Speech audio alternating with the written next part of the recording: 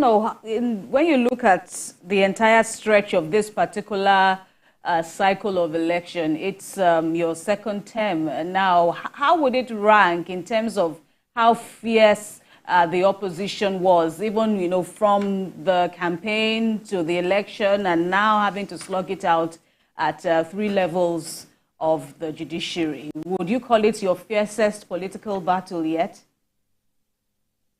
Well, since I had only 2, yes, it was worse than what happened in the year 2019. In 2019, you have to understand the nature of our politics in Nasarawa State.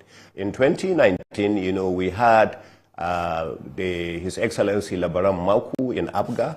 Then we had the same David Umbugadu in PDP, and then, of course, myself. We were the 3 frontline candidates. So again, I won with about 331,000 votes, about the same amount of votes. And then the 2 of them together won about 300,000 votes. One won like 180, one won like 120. You know, so now it changed. The 2 of them got together and they formed an alliance.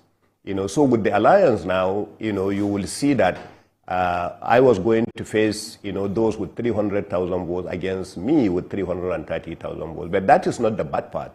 The bad part was because religious and ethnic angles were introduced into the politics. You know, some people believe, you know, because at the presidential level we had disrespect for one faith. Therefore, you know, people use that and capitalize on that. And some people bought into that gimmicks, especially in our state. And that's the reason why at the presidential election, you know, APC came second and PDP came third. We actually beat PDP during the presidential election, but Labour Party from nowhere, you know, because it was the leading party with a Christian candidate, they won the election. You know, so that's what happened. So our elections in Nasarawa State are usually, you know, direct at the candidates. It's a candidate's election. It's not necessarily party election. People don't pay attention to party. And the reason why I can tell you that is because even though Labour Party won the presidential, they did not win any House of Reps and they did not win any of the Senate seats. You know, so that's the nature of our election.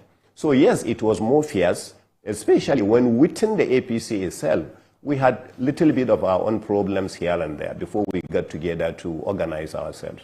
So if you say fierce, yes, it's more fierce.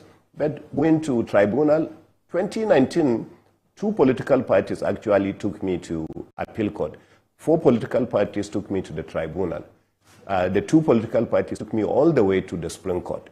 So this time around, it was only 1 political party, you know, at the Court of Appeal and 1 political party also at the Supreme Court. So it's supposed to be less hectic, but it's just because of those angles I'm telling you that when people introduce religion and ethnicity and other issues like that, you know. So, and for me, because I didn't want any breakdown of law and order and some level of insecurity to come into the state, you know, we contained it. We tolerated all the insults, all the propaganda, all the lies. We said we must tolerate them in order to get along. Since we were at the forefront, you know, we were leading.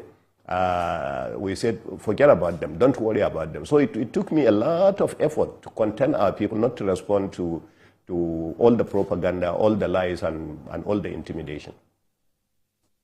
How were you able to